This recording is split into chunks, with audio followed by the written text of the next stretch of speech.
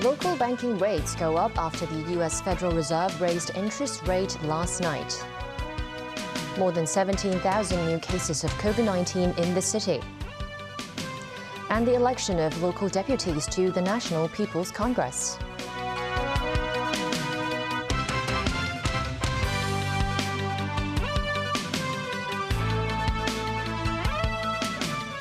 Good evening and welcome to TVB News. The Hong Kong Monetary Authority announced the base rate has been adjusted upwards to 4.75% after the U.S. Federal Reserve raised interest rates by 50 basis points last night. Local banks have increased interest rates, making time deposits more attractive, but experts said the public should exercise caution and balance their risks.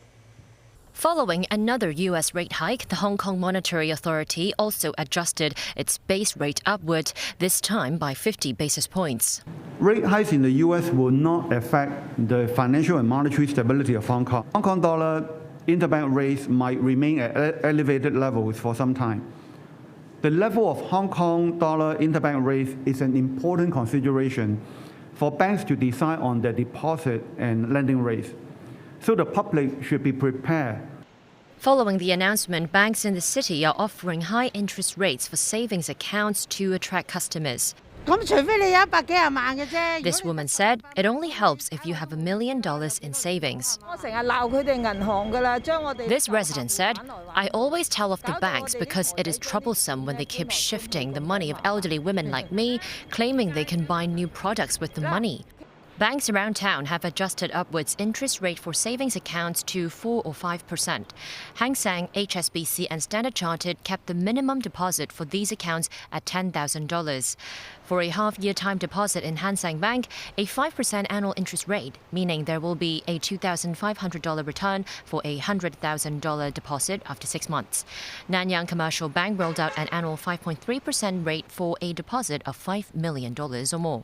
Financial experts say the city's banks may push up the savings rate further. Billy Mack, Associate Professor at the Baptist University's Department of Finance and Decision Sciences, explains that would usually happen around the financial year-end to make the bank's books look good. Still, he stressed investors must balance risks by putting their savings in multiple banks. The United States Federal Reserve raised interest rates by 0.5 percentage points on Wednesday, its seventh hike this year, to a range of 4.25% to 4.5%. Fed Chairman Jerome Powell said the central bank will deliver more interest rate hikes next year, even as the economy slips towards a recession. Though lower than its previous 0.75% raises, the move will increase costs for many businesses. Powell indicated that the key short-term rate will reach a range of 5 to 5.25% by the end of 2023. We continue to anticipate that ongoing increases will be appropriate in order to attain a stance of monetary policy that is sufficiently restrictive to return inflation to 2% over time. In addition, we're continuing the process of significantly reducing the size of our balance sheet. The city reported 17,080 COVID cases, its highest daily infection tally since the 18th of March. More than 16,000 of the infections were locally acquired, while over 800 were imported. 42 residents and 6 staff members tested positive for the virus across 32 care homes for the elderly and disabled. 61 people were listed as close contacts. 2,021 cases were reported from 893 schools, with 20 schools suspending certain classes for 5 days. 2 more cases involving the XBB mutant strain and 5 cases involving the BQ.1.1 Omicron subvariant were found. 19 more COVID patients have died, with the 5th wave having claimed the lives of 10,862 people so far.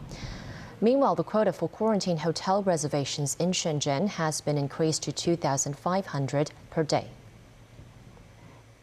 The election for the city's deputies to the National People's Congress was held today. 36 delegates secured positions in the national legislature, with 15 incumbents securing a second term.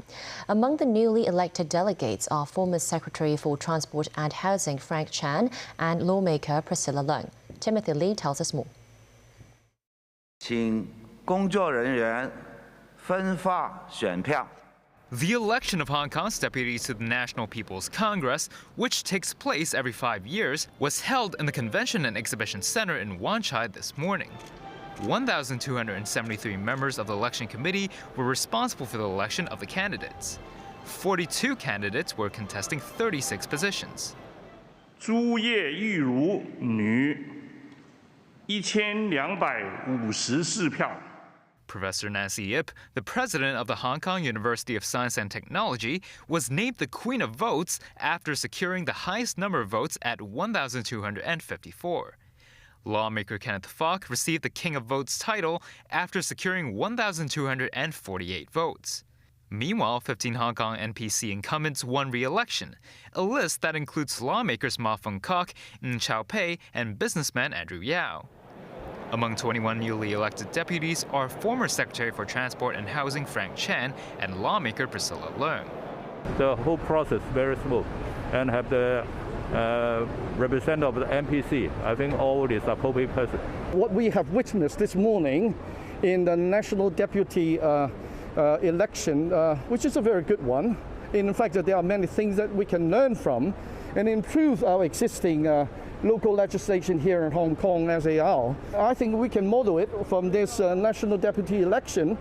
For those who have been elected, well, in the first place could not be successful, but having a very high vote, and then they could be regarded and considered as the replacement for any vacancies that may happen in future. 实际行动坚定不移 Yang Zhenwu, Secretary General of the National People's Congress Standing Committee, noted that the NPC is determined in defending both the nation's constitution and the basic law. Yang said today's election was fair and the results will be widely accepted in the community.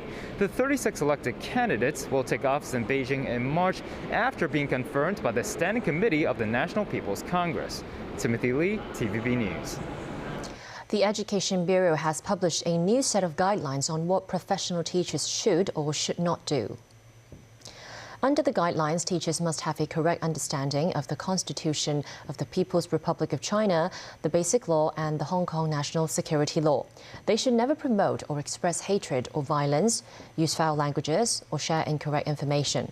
Also, teachers should not pick teaching materials that do not fit the government's guidelines because of their political stance, so as to instill biased views in students. They should also immediately alert the school management if there are suspected cases of child abuse. The Education Bureau has the right to revoke the registration of teachers found to have breached these guidelines.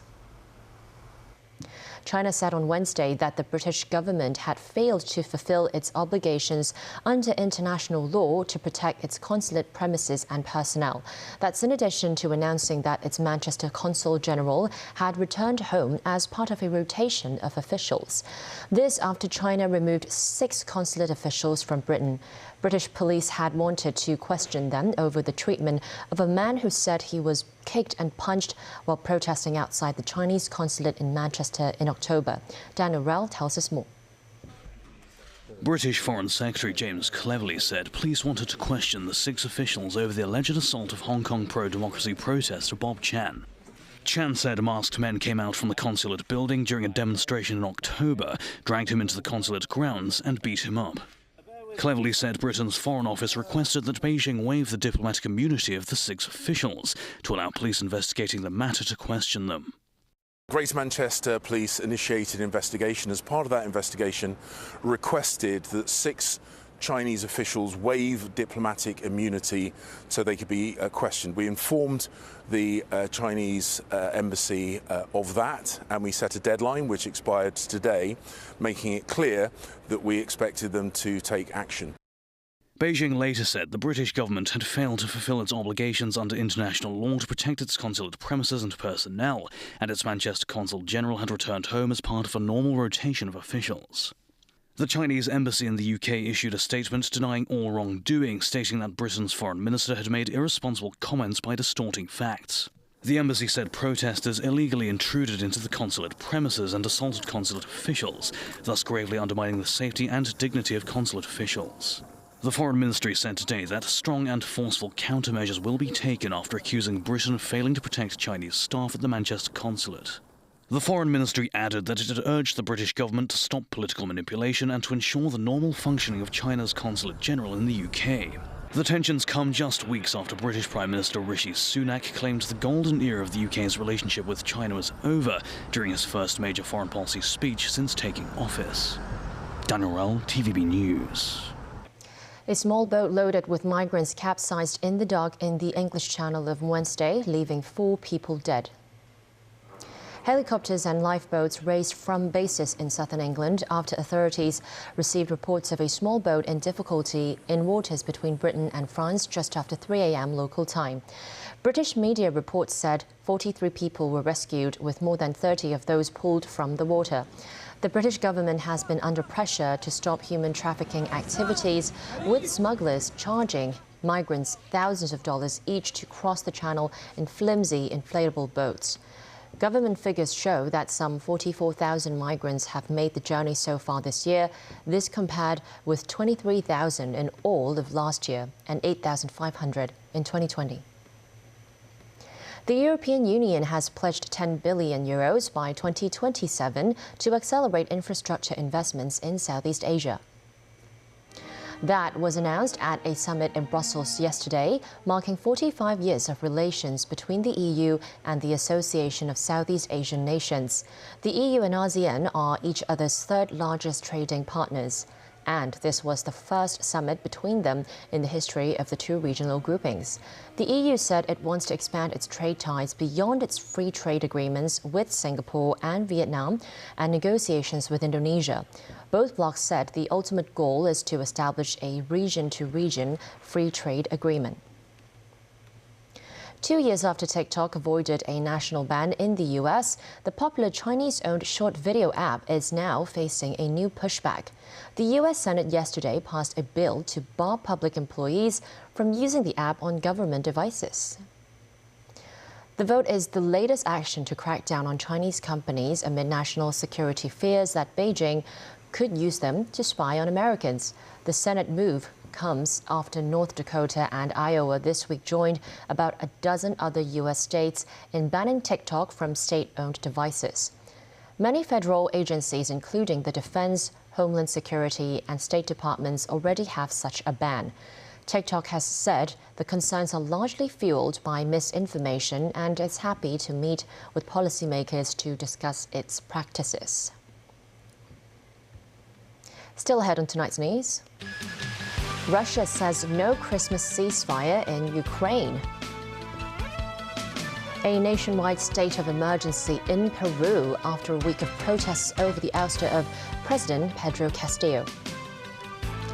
And the third fatal industrial accident in the city in as many days.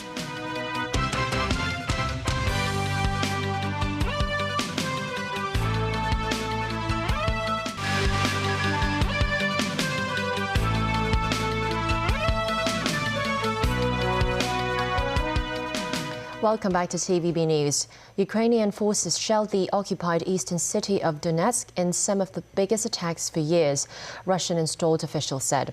This as Ukraine's capital, Kyiv, continues to come under attack from Russian missiles and drones. With the Kremlin saying peace talks are not on the agenda, the war is likely to drag on beyond the new year. Nazvi Karim reports. As Russia sent more drones to attack Ukraine's capital, Kyiv, it was Moscow's turn to spell out conditions for the start of possible peace talks. For now, Ukraine must continue to defend its cities against persistent Russian missile and drone attacks, like the one on Wednesday on Kyiv, where Ukraine says 13 Iranian-made drones were shot down, with the wreckage damaging at least 5 buildings. Ukraine's defenses are set to be strengthened by the expected delivery of US-made Patriot missile systems, which the Pentagon is set to announce this week. Russia said any of the advanced Patriot defense batteries deployed in Ukraine would be legitimate targets, adding that it would take escalation of the war to another level. Meanwhile, Ukraine says it has uncovered evidence of children being tortured in territories once occupied by Russian forces. Dmytro Lubinets, Ukraine's human rights chief, said torture chambers were found in areas recaptured in the northeast and south. He said more than 13,000 children have been taken to Russia since the war started, 8,000 of them by force. His claims could not be independently verified, and Russia has denied targeting civilians or abusing children. At the Vatican, Pope Francis called for a humble Christmas this year, urging people to reduce spending on gifts and donate funds to those suffering in Ukraine. Speaking during his general address, the Pope called for concrete gestures of charity for war-weary Ukrainians this holiday season. Nazvi Karim, TVB News. Peru announced a nationwide state of emergency Wednesday after a week of protests have left at least 8 people dead. The protests were sparked by the ousting of Pedro Castillo as president on December the 7th.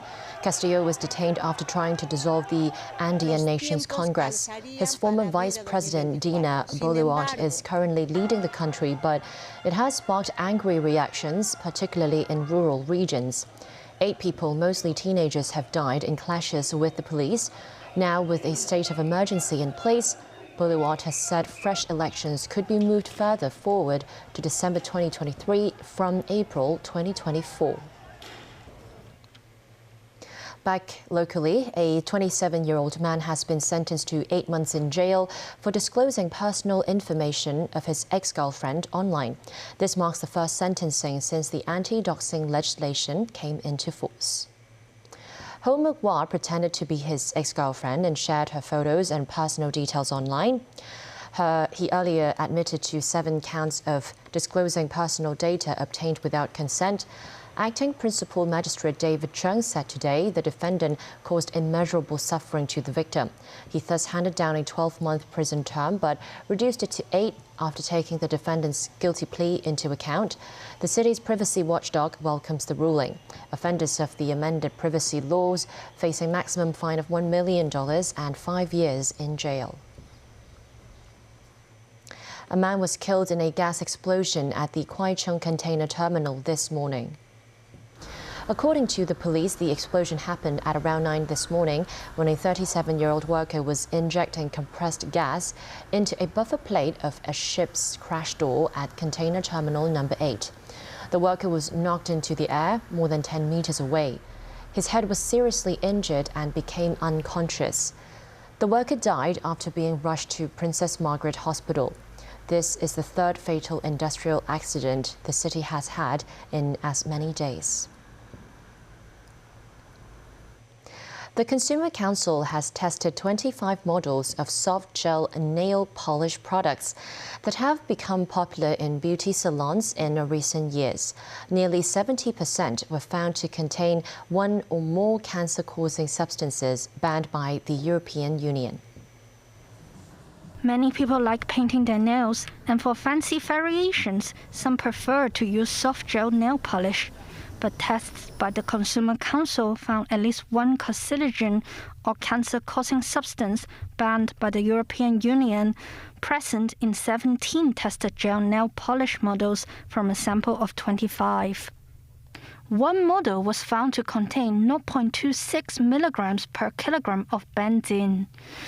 Though the detector amount was low, the Council said it could increase the risk of cancer after lengthy usage, as well as cause damage to the nervous and immune systems. All tested models were found to contain toluene, with the detector amounts ranging between 1.6 and 47 milligrams per kilogram. While the detector amount did not exceed EU standards, it could still irritate one's eyes, respiratory tract and skin, causing headaches and muscle fatigue. Jilly Wong, chief executive of the Consumer Council, recommends consumers to use nail polish with low toluene content. Wong also suggested that pregnant women polish their nails less frequently because of the risks. As soft gel nail polish needs to be cured under ultraviolet light, the Council suggested that consumers avoid exposure to UV light and apply sunscreen products to their hands before UV light exposure so as to reduce the risk of skin cancer. Meanwhile, the Consumer Watchdog also tested 32 mouthwash products. While 10 products were labeled as containing fluoride that could prevent tooth decay, the Council said consumers should avoid relying on mouthwash products because their fluoride content was 200 parts per million, much lower than that of toothpaste. Mimosa 9, TVB News. And that's the news. Thanks for joining us.